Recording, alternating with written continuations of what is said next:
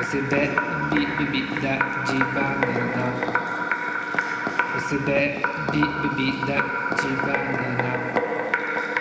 Você bebe bebida de banana.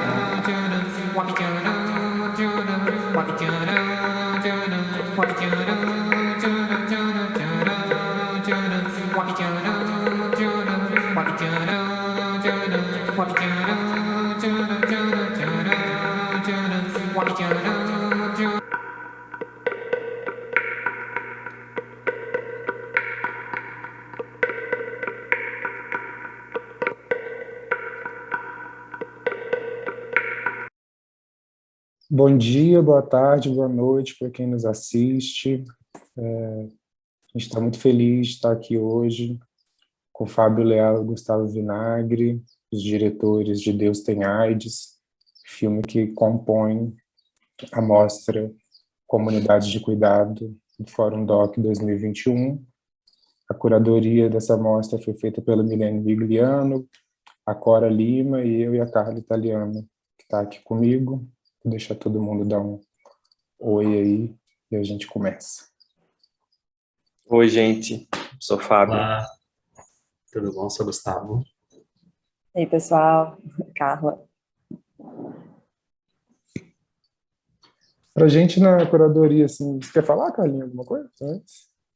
Oi, posso apresentar, enfim, esses começos são sempre meio sem jeito, assim, mas enfim, novamente, assim, também agradecer a presença de vocês aqui no debate hoje, a presença do filme na mostra, que eu acho que é, enfim, fundamental também, e talvez só comentar um pouco, assim, da ideia dessa mostra e, né, de onde passa também a presença do filme nela, assim, que eu acho que talvez a gente vai entrar mais detidamente em perguntas relacionadas a isso, mas, enfim, esse nome, Comunidade de Cuidado, na verdade, surge de um processo de curadoria que começou com pensar a ideia de cura no cinema, né, em particular no cinema brasileiro, e feito nos últimos anos, em parte atravessado pela, né, pela pandemia de Covid-19, mas não só. O primeiro lugar que a gente se viu foi entender a impossibilidade de entender justamente o que é cura, para começar, e as muitas possibilidades de, né, muitos caminhos, assim, de aproximação com essa ideia, nessas imagens, nesses sons, nessas formas, né, de cinema que estão se apresentando, assim. Então, eu acho que a ideia do filme também na mostra, ela parte enfim, de uma aproximação com a ideia de enfrentamento, né? A cura né, pensada também como, né, uma impossibilidade, um caminho, um meio, mas essas possibilidades de enfrentamentos mesmo, né? Por meio do cinema, assim, enfrentamentos a várias coisas, né? E a vários projetos aí de apagamentos, extermínios, etc. Então, enfim, falei bem em linhas gerais, assim, não sei, mas novamente agradecer muito também a presença de vocês. Eu passo para Arthur começar e a gente vai fazendo uma conversa. Eu acho que, assim, pegando o gancho nesse processo da curadoria, né, quando a gente começou a conversar e a gente tinha uma preocupação um pouco também de não lidar com essa ideia de cura de uma forma ingênua e talvez trazer dois filmes, né, que lidam com HIV/AIDS, uma questão, um vírus que pode vir a ser uma doença e que não tem cura, para a gente foi muito importante, inclusive para balizar e não parecer que a gente estava lidando a partir de uma perspectiva ingênua e quando o filme chega, assim, eu cheguei ao filme, na verdade, pelas personagens, por conhecer o trabalho de algumas, já fiz o curso do Ronaldo, tenho uma relação com a Quirlombos com o Caco, ele já fez performance lá em Ouro Preto, conheço o trabalho da Micaela, enfim. E eu acho que a primeira coisa que eu queria perguntar, assim, é como foi a escolha dessas personagens, como foi o contato, como foi... Porque eu acho que são figuras muito importantes ali para o desenho do filme, né? Cada uma se deu de formas diferentes. Eu acho que talvez a primeira personagem que a gente escolheu foi Marcos, né? Inclusive é a imagem mais antiga do filme que a gente utilizou, é a imagem da própria pesquisa de personagem, quando o Marcos aparece. Acho que o Gustavo pode falar um pouco melhor sobre ele. Sim, a gente entrevistou muitas pessoas, primeiro pessoas próximas, né, amigos que a gente sabia que viviam com HIV. O Marcos, que é o poeta, ele estudou comigo na Letras, e aí, enfim, como o Fábio disse, essa era a primeira imagem, uma das primeiras imagens que a gente fez do filme, que era uma imagem que destoa das outras, né, uma qualidade diferente do resto. E é isso. Primeiro foi através das pessoas mais próximas de nós.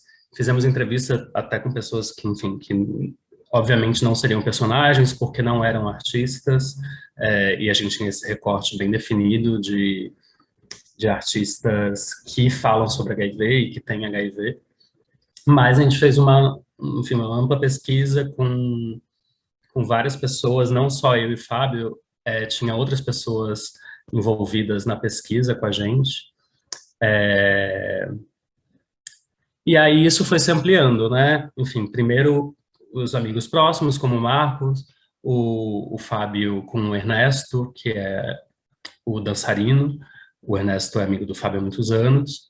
E a partir desses contatos iniciais, a gente foi recebendo recomendações de pessoas, entre esses entrevistados que também conheciam o trabalho da Micaela, do Caco, o Ronaldo eu já sabia quem era, já tinha visto a peça, e aí a gente foi ampliando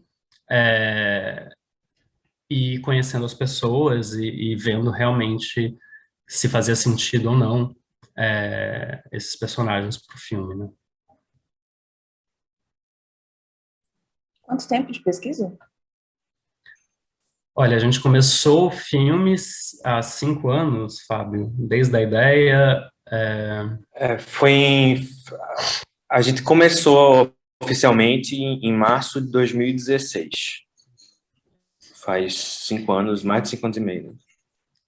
Exato, e foi uma longa pesquisa também de material de arquivo, porque de início a nossa ideia era fazer um filme de material de arquivo sobre as primeiras imagens produzidas no Brasil, que falavam de HIV e AIDS, e então teve todo esse trabalho também de ver muitos materiais, e aí a gente foi aos poucos abandonando essa ideia, que acabou sendo resumida assim naquela introdução inicial do filme, que no final as imagens nem aparecem, são só os sons, e também porque a gente foi entendendo isso, né, de que a gente não queria fazer um filme que reiterasse aquelas imagens.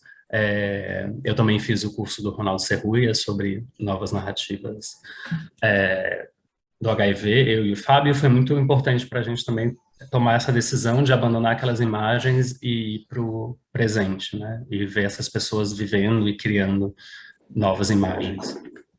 Era um pouco também, um pouco não, muito de uma demanda deles próprios, assim, de não quererem, não aguentarem mais ver filmes historicistas sobre os anos 80 e essa quase fetichização desse início da pandemia e a mortandade e o sofrimento e a quase inexistência de imagens atuais que retratassem um pouco da realidade e uma realidade próxima a eles, com o vírus da forma como ele é hoje, podendo ser,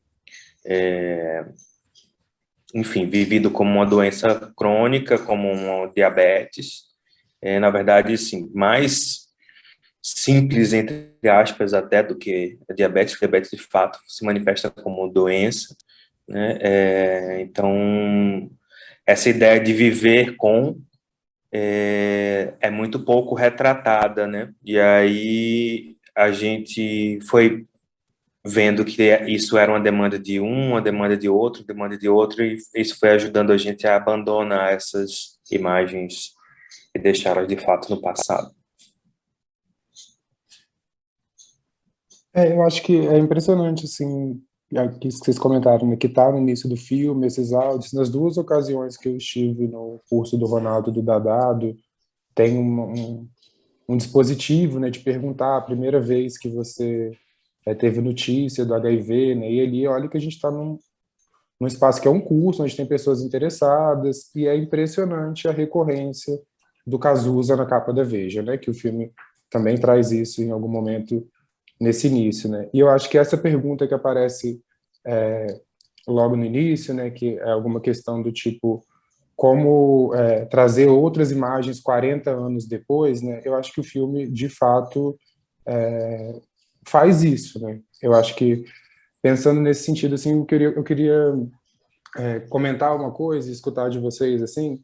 Eu acho que o filme ele tem um aspecto, essa não é a melhor palavra, mas ele é quase didático em vários momentos, e isso é muito importante, porque de fato as pessoas ainda não têm quase nenhuma informação sobre HIV/AIDS. Pouca gente até hoje sabe que indetectável é intransmissível, que o HIV é diferente da doença. E eu acho que o discurso ali, né, que vai se desenhando junto com as performances, junto com as ações, tem um fundo didático, e esse didático sem nenhum peso negativo, né? Porque às vezes a gente fala didático como uma coisa negativa, e eu acho que não, eu acho que é mega positivo, assim, positivo é até uma palavra boa, né? Em relação a isso, assim, eu queria escutar vocês um pouco. Tem essa performance de Caco Arancibia, que eu acho que é bastante... que ela, por si só, tem um didatismo inerente a ela, né? E ajuda também a construir no filme essas informações que a gente queria passar também. A gente sabe da falta de informação até criminosa, né, que existe. Para mim, por exemplo, o indetectável igual a intransmissível tinha que ser dito muitas e muitas vezes no Jornal Nacional. Eu não sei se alguma vez já foi dito, né? Então, nem que fosse para servir um pouco de contraponto das milhares de horas que eles já dedicaram a um certo terrorismo em torno do assunto, né? Então, a PrEP, a PEP, tudo isso são revoluções em torno, não só do HIV, mas da sexualidade mesmo brasileira, sabe? Então, a performance de Caco nos ajudou também a forma como o Carué Contreiras, que é um médico ativista, fala sobre isso, que é de uma forma, um didatismo enfrentador, assim, que eu acho muito interessante também. A gente sempre quis fazer um filme que chegasse ao público, né, que não fosse um filme direto, assim, de certa forma, que as pessoas pudessem se identificar com esses personagens, e sempre pensando o didatismo, assim, dentro dessa própria vida deles, assim. É claro que é um filme de entrevista, então muita informação é dada, mas eu acho que as informações também não são dadas de maneira mastigada, né? A gente, sei lá, fala de PrEP, mas não explica o que é PrEP, a pessoa que busque, né? Enfim, de certa forma. Para a gente era muito importante também não ficar falando sobre prevenção nesse filme, necessariamente. Era muito mais sobre essas pessoas que já têm HIV e estão vivendo com ele, do que, enfim, informar sobre maneiras de não ter o vírus, né? E aí, eu acho que, como o Fábio falou, o próprio Carué, né, é um médico, mas aí a gente filmou ele de uma forma totalmente inesperada, eu acho, para um médico, né, numa rede dentro da casa dele, a gente tentou criar também certos mecanismos para que esse didatismo não ficasse tão formal, né?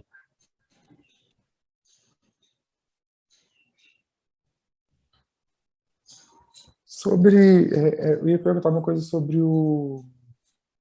a performance do Caco, assim, explicitamente. Como foi para as pessoas que participam da performance, né, que falar rapidamente aqui para quem ainda não viu o filme, é uma performance onde o Caco vai para a rua com cartaz, vamos conversar sobre HIV/AIDS, eu converso sobre HIV/AIDS, e algumas pessoas se relacionam com ele sentado num banco e conversam mesmo sobre isso, né? Como eu queria saber assim, como foi para as pessoas que toparam falar com ele, saber que era um filme, se souberam antes de já ir responder, como que isso se deu, assim, que eu acho interessante é essas outras pessoas também, como elas, a escolha, também um pouco sobre a escolha, imagino que tenham tido outras pessoas e por que aquelas pessoas ali. Enfim. Posso emendar rapidão? Uhum. Eu passo para vocês, não só para destacar também, assim, acho que são presenças, né, de corpos, assim, vidas que não estão exatamente nos outros relatos, né, enfim, a mulher trans tem, né, enfim, um homem que não se identifica exatamente como um homem gay, então eu acho que seria legal escutar vocês também. Não, eu acho muito bom esses outros personagens que chegam, né, porque é outro recorte, completamente diferente. O nosso recorte são artistas e aquelas são pessoas que estão passando na praça, e eu acho que trazem, né, outras visões, menos didáticas, menos informadas sobre o assunto, de certa forma, né. Enfim, toda a performance, quando se coloca uma câmera, ela vira uma performance para a câmera, e aí eu acho que o caráter da performance do Caco se distorce um pouco, né, porque é uma performance do Caco que só acontece entre ele e a pessoa que está na frente dele, e claro, o ambiente ao redor daquelas pessoas que passam e não estão conversando com o Caco, mas vem aquele cartaz, e o que isso gera na cabeça delas, né, o que será que eles estão conversando, mas, enfim, sempre que a gente coloca uma câmera, tudo muda um pouco de figura, então não foi possível documentar essa performance tal qual, porque a gente não achava ético ter uma câmera escondida, então a gente de início colocou a câmera visível para que as pessoas vissem, e isso inibiu muito as pessoas de simplesmente sentarem, porque elas estavam vendo que tinha uma câmera e que elas seriam filmadas, né? Aí a gente afastou um pouco a câmera também para dar um pouco mais de intimidade, e aí a gente começou a abordar as pessoas e ver quem queria ou não, de fato, sentar ali. A gente achou que era o melhor jeito de agir, até porque, enfim, o tempo do cinema é esse tempo, né, que se acabar a diária, amanhã não tem outra, orçamento reduzido. E aí a gente começou a abordar algumas pessoas que toparam, muito felizes de estar, e eu acho que a gente não teve muitos outros depoimentos, né, Fábio? Porque as pessoas estavam bem... A gente só teve mais um, fora esses dois. Só mais um. Enfim, eu acho que o Caco fala que às vezes ele vai e, de fato, às vezes ninguém senta, então, e com uma câmera isso eu acho que é potencializado, assim, as pessoas não querem falar disso e ainda mais na frente de uma câmera. Então, a gente decidiu fazer essa abordagem. E é isso, são dois personagens muito confortáveis, né, em estar ali. Inclusive, nos surpreendeu muito esse homem hétero que fala abertamente dessa relação homoafetiva que ele teve. São dois personagens muito ricos. Inclusive, o outro que também não para, né? O que fica em pé, eu acho que ele traz uma coisa muito interessante. Esse dado, né? Das pessoas realmente não quererem falar e acharem que não é um problema delas, né? Nossa. Acho que eu vou emendar uma pergunta, talvez saindo um pouco do filme, mas acho que é interessante ouvir vocês, está relacionado ao filme. enfim, pensando que o filme nos traz nos traz essa palavra epidemia em vários momentos, assim, para pensar também o percurso histórico, e como no nosso contexto hoje, vendo o filme hoje, a própria palavra epidemia ou pandemia ganha outros significados, outros contornos, né? Enfim, é atravessada por outras vivências. Mas o que uma coisa não deixa de reverberar na outra, de certo modo, tanto quanto construção de imaginário, quanto, né, de construção de, enfim, reação, né, da sociedade, assim, reação pública em relação a isso. Enfim, escutar um pouco vocês sobre isso, assim, pensando, na verdade, a ideia da mostra, a pergunta, na verdade, é mais sobre o que vocês entendem, assim, o que significa para vocês essa ideia de cura, assim. Eu sei que não necessariamente alinhada com o que a gente está propondo, enfim, né, o pensamento de curadoria viaja lá com certas coisas e vai para alguns caminhos, não precisa que estar alinhado a isso, sabe? Mas quando vocês pensam essa ideia de, né, enfim, éticas de cura ou formas práticas de cura no cinema ou por meio do cinema, não exatamente no, né, impossível separar uma coisa da outra, o que vocês entendem, assim, como que toca vocês, assim? Quer começar? Fábio, começa.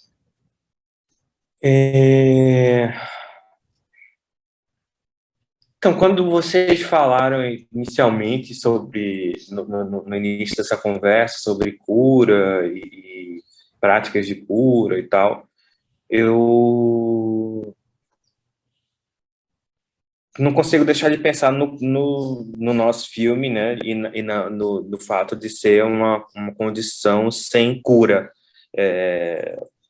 per si, né, e que eu acho, não sei, ao longo desses anos, eu acho que a cura é conviver com, assim, né? A cura é afastar as violências em torno da questão, da condição ou da doença. Cura me parece mais um norte do que algo onde se chega de fato, né? E aí quando se fala, acho que são comunidades de cura, como é o... Um nome tão acadêmico, chama comunidade de cuidado, mas tem um complemento, né? Enfrentamentos, fabulações e éticas de cura, mas a gente nomeou como comunidade de cuidado, assim. E acho que a cura está meio ligada a isso mesmo, ao cuidado. É um pouco para mim perguntar o que é a felicidade, o que é, sabe, assim, a felicidade é algo que não se atinge plenamente, completamente e de forma perene. Então, inclusive, essa é uma questão também, né, para as pessoas que vivem com, e para as pessoas que fazem uma militância, essa ideia da cura do HIV, dessa procura alucinada pela cura, ou se de fato deveria se investir tanto assim nisso, ou outras coisas são mais urgentes. Enfim, não sei, são pensamentos desordenados que vieram assim na minha cabeça por enquanto. Eu acho que é a cura do estigma, né, principalmente, assim, né? Enfim, quando eu e Fábio a gente começou a falar, era isso, sobre o tema, era muito nós, homens gays, a gente se interessava pelo tema por termos crescido com a pandemia, com a epidemia. A gente nasceu em 85, os dois, e como a gente foi aprendendo a nossa sexualidade enquanto a gente entendia essa doença e como uma coisa estava atrelada à outra. E aí, hoje, a gente sentiu um silenciamento absoluto, como se, enfim, teve esse esforço da comunidade LGBTQ ia mais de não atrelar mais a doença ao o vírus, à comunidade, para que não, as pessoas não fizessem esse tipo de associação. É, e, ao mesmo tempo, cada vez mais a gente via que os índices de contaminação cresciam entre os jovens gays. Então, é isso. Eu acho que para o filme, a cura é falar sobre isso, né? É falar, é poder mostrar o rosto, não se esconder, pensar a respeito, abraçar a complexidade do tema e todas as coisas que estão implicadas juntos, que é homofobia, transfobia, racismo. É isso, acho que é a cura do estigma, principalmente. Nossa, não, é ótimo ver vocês, assim, eu, enfim, acabei esquecendo de comentar na hora de fazer a pergunta, mas uma das pensadoras sobre essa ideia de cura, assim, ou práticas de cura, que nos guiou também muito foi a Michelle Vitorino, e ela tem algumas formulações, assim, pensando a cura como uma experiência e uma ideia, um equilíbrio momentâneo e efêmero. Então, é muito essa ideia, assim, né, né, viver com também, né? Enfim, não exatamente com a finalidade de forma alguma, e certamente não algo estanque, né? Que está fixo em qualquer existência, ou qualquer forma, ou qualquer prática, exatamente, né? É sempre um processo de construção mesmo, assim, desse lugar. Isso. O Fábio tocou num ponto enquanto ele falava, que eu acho que é muito interessante, que é muitos filmes e muitas pessoas da militância, do HIV/AIDS, têm essa fixação mesmo pela pesquisa científica da cura e é, se mobilizam muito nessa lógica, né, dos estudos internacionais, de todo o investimento que tem. E eu acho muito interessante como que o filme quase nada ou muito pouco passa por isso, né? Isso não é uma preocupação do filme e daquelas personagens, né?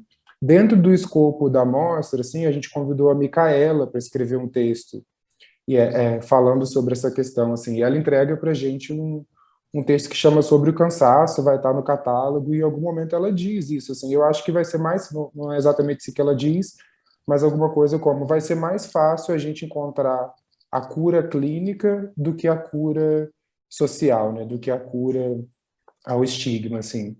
E é muito interessante como a Micaela funciona também no filme, né? Eu acho que também, tirando, além das duas pessoas que vêm conversar com o Caco, ela também sai desse lugar só do homem, né? Do gay, e trazer uma figura que nasceu com HIV, outra forma de transmissão, né? Eu acho muito interessante isso também, assim, a escolha dela dentro dessas personagens, se vocês puderem comentar um pouco. Acho que Micaela foi talvez a última pessoa que a gente chegou. Ela era quase uma unanimidade entre os outros personagens, todos citavam ela. E aí a gente, acho que do momento em que a gente entrou em contato com ela para o momento que a gente filmou, foram 3 dias, 4 dias, para o momento que a gente filmou a participação, uma das participações dela no filme. E ela é uma pessoa muito impressionante, assim, e um artista muito impressionante em diversos suportes, né? E tem uma perspectiva, uma visão de mundo, uma visão do assunto, por diversos motivos, por ela ter já nascido com o vírus, ser ser resultado de transmissão vertical, ser uma mulher, ser negra, ser da periferia. Então, ela ressignifica também, inclusive, essa ideia de cura e a perspectiva próxima ou não de morte, né? A ideia de morte,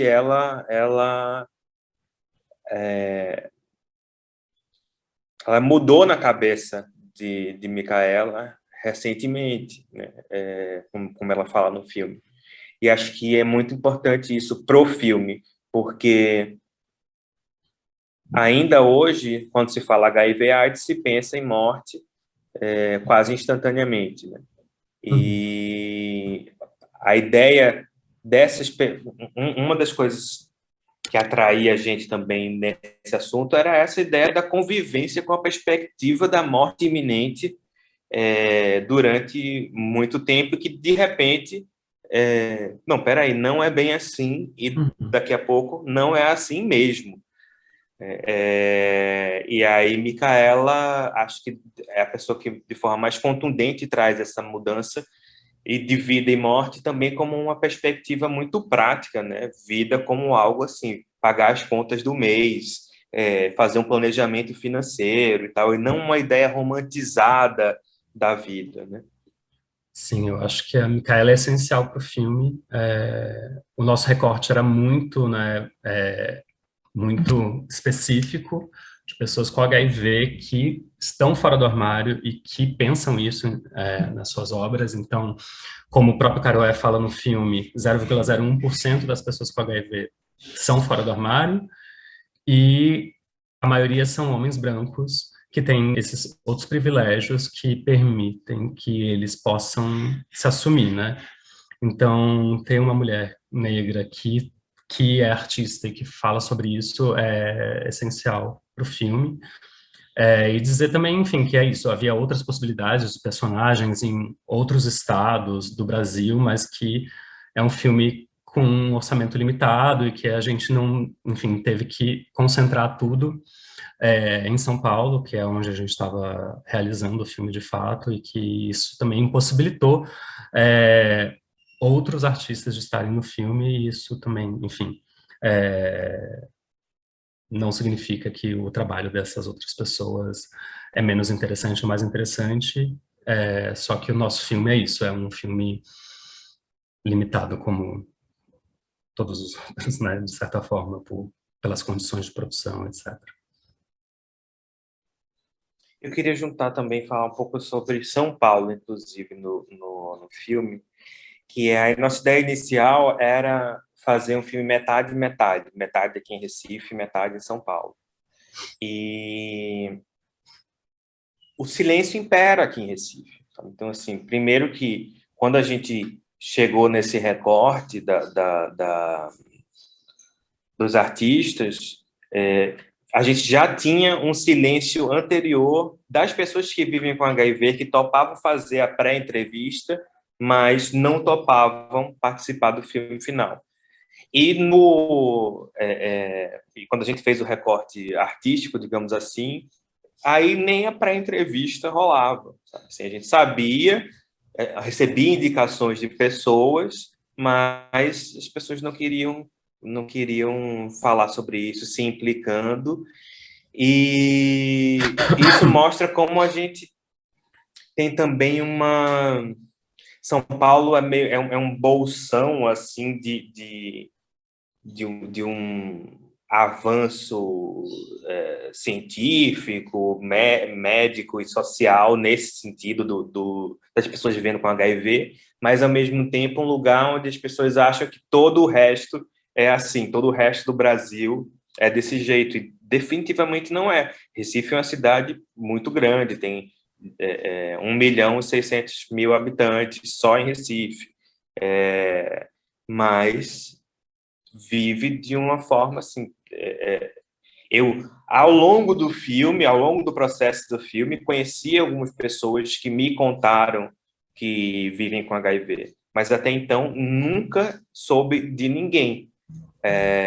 Então, tem uma única ONG que concentra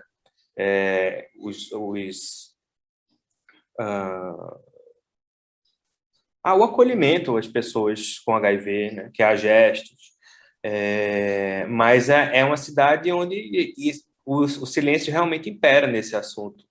E, assim como Recife, outras cidades do Brasil também são assim. Então, o filme quase nos obrigou a a ir para São Paulo definitivamente 100% do filme, mesmo tendo personagens que são de outros lugares do Brasil. E não sei, quando pensando ainda na ideia de cura, que essa ideia de São Paulo, que esses avanços que São Paulo mostra, inclusive no declínio das contaminações, se reflitem em outros lugares do Brasil, mas não por geração espontânea, sabe? Que São Paulo também pense nesses outros lugares do Brasil. São Paulo também se veja como parte do Brasil, e esse conhecimento e essa ideia de aceitação seja mais espalhada. Espero que o filme, de alguma forma, ajude isso, mas é isso, um filme é um filme só. O nosso desejo é que vários outros filmes sejam feitos, com outros recortes, inclusive, que abracem, por exemplo, mulheres com mais de 60 que são infectadas pelos seus maridos, que têm uma vida sexual aberta para o mundo, mas fechada para elas, e que é um recorte populacional que tem crescido muito dentro das novas infecções. Elas merecem um filme inteiro só para elas. As mulheres trans, 40% das mulheres trans convivem e vivem com HIV. Homens gays são 25%. Em São Paulo, 25% dos homens gays vivem com HIV. Enfim, existem diversos recortes possíveis dentro desse grande universo do HIV/AIDS que o filme não conseguiria jamais abraçar eles todos, ou pelo menos se abraçasse seria algo extremamente superficial sobre vários recortes, em vez de a gente se aprofundar em alguns, como a gente acabou decidindo nesse projeto.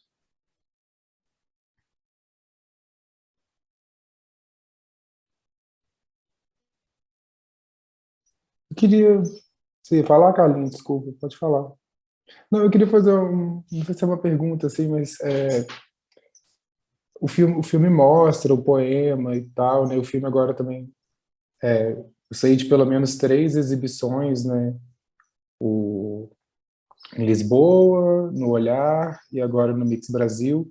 Aí eu queria fazer uma pergunta meio dupla, assim, sobre recepção do filme nessas primeiras exibições e sobre o título, assim, queria escutá-los. É óbvio que o filme mostra, traz lá o poema, mas porque talvez para muita gente pode ser forte, né?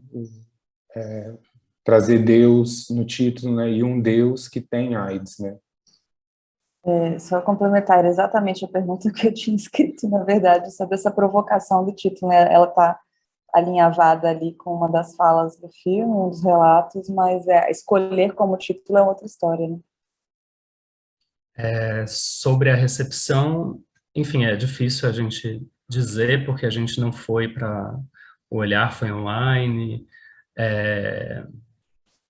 para Porto, para o Queer Porto a gente não foi, enfim, a gente sabe que foi boa a recepção, porque a gente ganhou o melhor filme e melhor filme do público, então acho que isso é bem positivo. E agora aqui no Mix foi a primeira sessão presencial, que estava cheia, o debate as pessoas estavam bastante interessadas, mas dizer uma diferença, assim, é difícil, né, devido à situação, né, de algumas serem presenciais, outras não. Sobre o título, é curioso que saiu uma crítica hoje, eu ainda nem tive tempo de comentar com o Gustavo, do Renan Guerra, do Scream and Yell.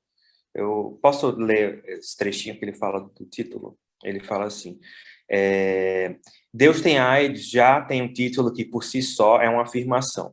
Uma leitura apressada pode pensar no título como polêmico, ousado. Porém, essas afirmações dizem mais sobre o leitor do que sobre o título em si. Seria chocante um título que dissesse Deus tem diabetes? Provavelmente não. Entende-se os estigmas em torno do HIV/AIDS e todo o imagético que se criou sobre as pessoas que vivem com HIV, promíscuas, pecadoras, erráticas. Nesse sentido, o filme de Léo Vinagre é provocativo e múltiplo, seus personagens divergem em seus olhares e apresentam complexidade para um tema que parece parado no tempo, com discussões estagnadas em olhares datados. E aí assim, confesso que a gente sabia, a gente ponderou bastante, usamos esse título, não usamos, não sei o quê, mas eu achava que essa possível polêmica viria de outros olhares que não os olhares que se apresentaram sobre, sabe? Tenho visto mas algumas críticas de alguns críticos de cinema falando o filme não é tão provocativo quanto o título. Mas o que isso quer dizer exatamente, sabe? Assim, e o que é que lhe provoca o título? Eu esperava uma reação, sei lá, eu recebo em DM no Instagram pessoas evangélicas, católicas, enfim, que estão ligadas às igrejas, me esculhambando. Isso eu já esperava, mas esperava menos esse olhar que eu acho meio, como o Renan falou na crítica dele, indo para um lugar que é um pouco raso, assim. E logo depois que a gente escolheu o título, acho que um mês depois, sei lá, minha mãe mandou um vídeo do padre Júlio Lancelotti, falando quase ipsis literis, Deus tem AIDS. Que ele fala, Deus...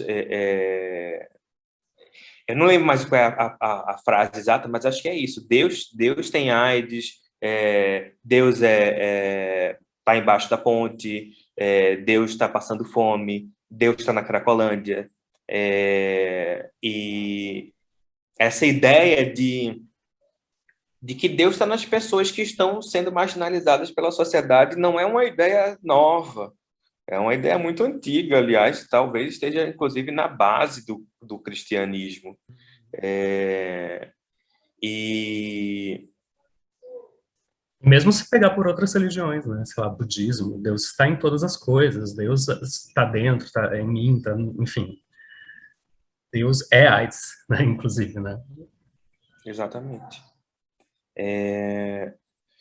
E aí, sim, essa questão do título, acho que quem assiste o filme a maior parte não tem mais essa coisa. Eu sei que o título chama, ao mesmo tempo, acho que chama para um debate, de certa forma, é até bom que essas pessoas que eu não achava que teriam uma visão mais imediatista do título tenham, porque a gente pode debater sobre isso, se debruçar sobre isso, né?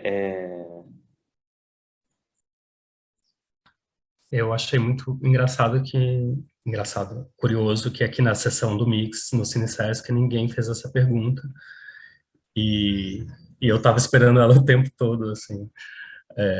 Mas acho que foi mera coincidência. Acho que se tivesse tido mais 5 minutos de debate, alguém ia perguntar. Acho que queria fazer um comentário / pergunta, assim, mas que passa talvez com, não exatamente referências, mas como vocês veem o filme também relacionado com outras construções no cinema, sobre pessoas vivendo com HIV e sobre a própria epidemia de AIDS, pensando décadas atrás, assim, pensando que na amostra a gente tem o filme do Marlon Riggs, né, o No Regrets, é um filme realizado assim num momento, né, num contexto assim muito próximo, digamos assim, do começo de uma construção mesmo, do falar abertamente, ou falar publicamente, e ele é todo construído, né, pautado a partir de relatos de homens negros, como uma afirmação de vida mesmo, né, enfim, uma afirmação criativa, uma afirmação de vida. A gente teve uma conversa anterior, eu acho que vocês mencionaram um filme do Davi Cardoso, se eu não me engano, passou em algum momento pela referência, sim, mas como é que vocês veem, né, o filme de vocês relacionado também com essas outras construções, né, discursivas, artísticas pelo cinema, assim, sobre o assunto, enfim. E também, talvez, pensando hoje, né, enfim, se existe essa construção de história audiovisual hoje também, né, não é um filme que está completamente isolado, então, né, de uma historicidade também. Quer começar? Então, o filme do Marlon Riggs eu conheci em junho de 2019. Eu tinha ido para São Francisco mostrar um filme anterior meu, Reforma, e lá estava tendo uma sessão retrospectiva dos curtas do Marlon Riggs. E aí eu conheci como é que se traduziu? Sem Arrependimentos. E eu fiquei bem impressionado. Aí engraçado que eu saí dos Estados Unidos e fui para São Paulo já. E aí fiquei na casa de Gustavo, aí baixei os filmes, a gente assistiu junto.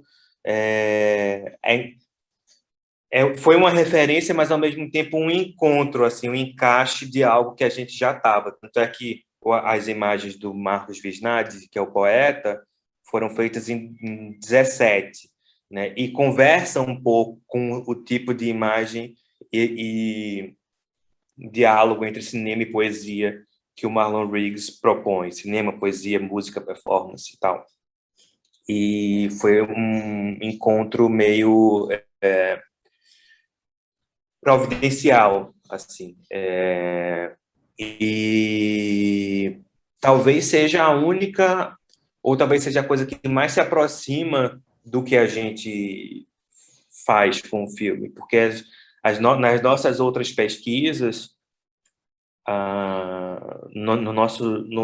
em todo o material que a gente foi levantando, sempre era uma ideia da morte, de AIDS, de AIDS como uma doença que vai matar, mesmo os filmes mais experimentais e tal, lidavam muito mais.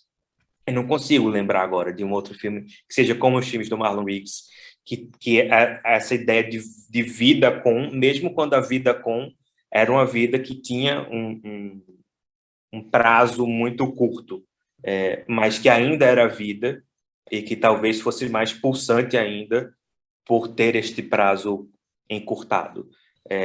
Mas os outros, todos, eu realmente não lembro de um outro filme que lide com a vida e com o enfrentamento, sabe? Mesmo se você for pegar os filmes sobre o ACT UP, que era um movimento que se iniciou nos anos 80 para que as pessoas que vivessem com HIV pudessem ter acesso aos medicamentos, que tinham um enfrentamento, mas era um enfrentamento, como é que eu posso dizer, diretamente e unicamente conectado com essa ideia da doença. E nos filmes do Marlon Riggs, isso se esparrama para todos os outros campos da vida, né? Até mesmo, né, no Tongue and Tie também, né, uma questão muito forte de afirmação, de quebrar o silêncio, de falar a respeito de, enfim, aparecer, se mostrar, né. Acho que é isso, mas sobre outros filmes que são feitos hoje em dia, realmente não saberia dizer, assim, nesse sentido de trazer para a narrativa uma nova perspectiva, com certeza deve ter, né? Mas eu não sei. Também não sei. Eu já vou, já para a gente ir caminhando para o final, assim, deixar depois para vocês falarem, se despedirem, mas eu queria pontuar também que para mim é muito interessante como as cartelas no final posicionam o filme num momento histórico que é o governo Bolsonaro e uma série de ataques que acontecem efetivamente, né, quase uma tentativa mesmo de destruição de uma política pública de HIV, AIDS e hepatites virais no Brasil, que é referência mundial, né? E aí, pensando também, a gente falou aqui do ACT UP, né? Como que a gente vive uma relação ambígua, né? Porque, sim, o silêncio é igual à morte, mas, ao mesmo tempo, esse silêncio é garantido enquanto direito para as pessoas que vivem com HIV. E eu acho que talvez o filme também permite que as pessoas, mesmo as que não estão fora do armário, falem, ou que isso abra ali uma pequena frestinha desse armário para que as pessoas possam se ver nesse filme, vivendo, né, e não numa outra chave de uma perspectiva de morte, de aniquilamento, assim. Só lembrando que o filme vai estar disponível do dia 30 de novembro ao dia 2 de dezembro, e ele também está aí numa data importante, né, que no dia 1º de dezembro é o Dia Mundial de Luta contra a AIDS, e agradecer muito a vocês por toparem a conversa, por toparem a exibição do filme. Obrigado mesmo. Obrigado a vocês. Vai ser maravilhoso para mostrar o filme. Obrigado também. Fórum Doc é um espaço muito importante para mim como espectador já há muitos anos e sempre fico ansioso pelo catálogo do Fórum Doc. E muito importante para a gente estar aqui, importante para a carreira do filme. Sobre as cartelas, é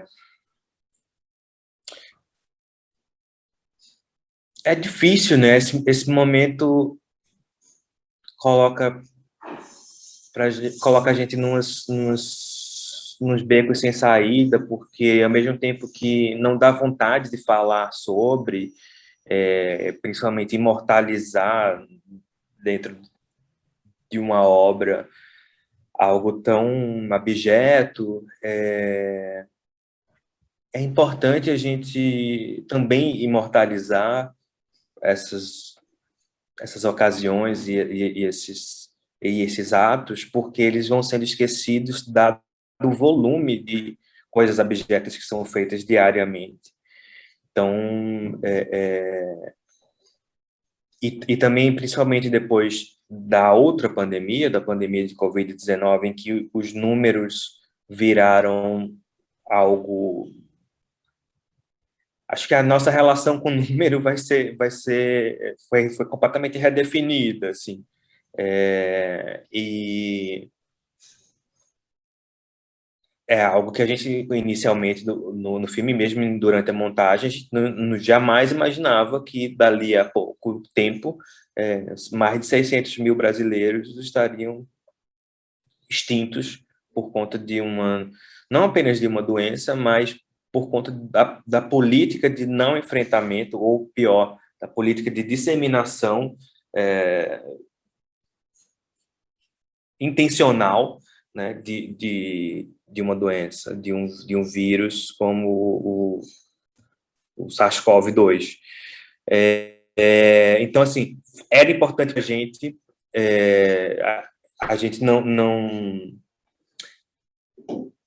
não estava com olhos fechados para o mundo, obviamente, então a gente sabia que quando as pessoas falassem no nosso filme epidemia, epidemia e pandemia, pandemia, isso já teria um outro contexto, então a gente teria que abraçar isso. Ao mesmo tempo, a gente acreditava e acredita na força do filme, das nossas imagens, e achava que as cartelas adicionariam outros contextos às imagens que as pessoas tinham acabado de ver. E essas ações do governo Bolsonaro, elas vão desde algo que parece muito simples, como, por exemplo, o fechamento de páginas das redes sociais que informavam sobre a disseminação do HIV, e, enfim, notícias I igual a I foi super noticiado dentro dessas páginas. Então, você fechar essas páginas não é apenas uma violência simbólica, isso significa novas infecções também, isso significa maior estigma também. Então, isso diretamente significa sofrimento para muita gente, né? E isso é só uma página no Facebook, no Instagram e tal, que foi fechado. Fora outras ações com impacto mais direto. Mas para a gente era importante, por exemplo, pontuar essa questão das páginas. Porque é um filme que se debruça muito sobre informação, né? Informação e falta de informação. Então, quando se fala, por exemplo, do didatismo, de ter informação que chegue, agora fica mais importante ainda, porque a gente perdeu um canal que era para isso, que o didatismo era a razão de ser, né? Enfim, acho triste ter que colocar esses letreiros. Ao mesmo tempo, acho que é importante fincar o filme dentro dessa perspectiva histórica que a gente tem, tanto para a fruição do filme agora, quanto para a fruição do filme mais para frente.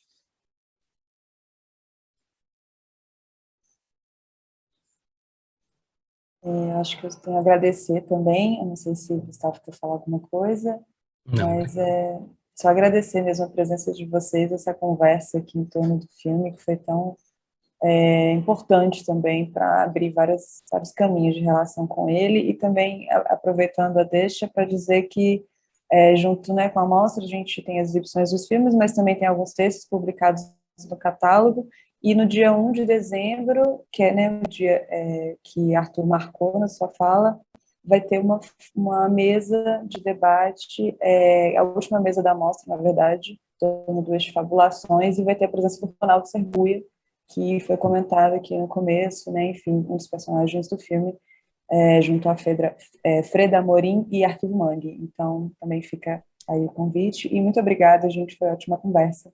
Valeu demais. Vocês. Obrigado. Obrigado. Eu queria só uma última coisinha, dizer para as pessoas acompanharem os artistas e seguirem os Instagrams dos artistas, sei lá, printa no final da tela a relação deles e vai atrás, porque eles continuam produzindo novas obras que não estão no filme sobre HIV/AIDS e com pensamentos que vão além. Por exemplo, no caso específico do Caco, não mais tão didático e mais conectado com um enfrentamento maior, menos apaziguador, digamos assim, o que não quer dizer que é melhor ou pior do que a obra que ele apresenta no filme, mas que é um desdobramento do pensamento dele. Enfim, acho que vale a pena acompanhar esses artistas todos. Ronaldo está prestes a estrear uma nova peça também. Marcos Visnagi acabou de lançar um livro, que é ótimo. Comprem. É isso. Sigam todos. Obrigado, gente. Obrigadão. Obrigado. Beijos. Tchau.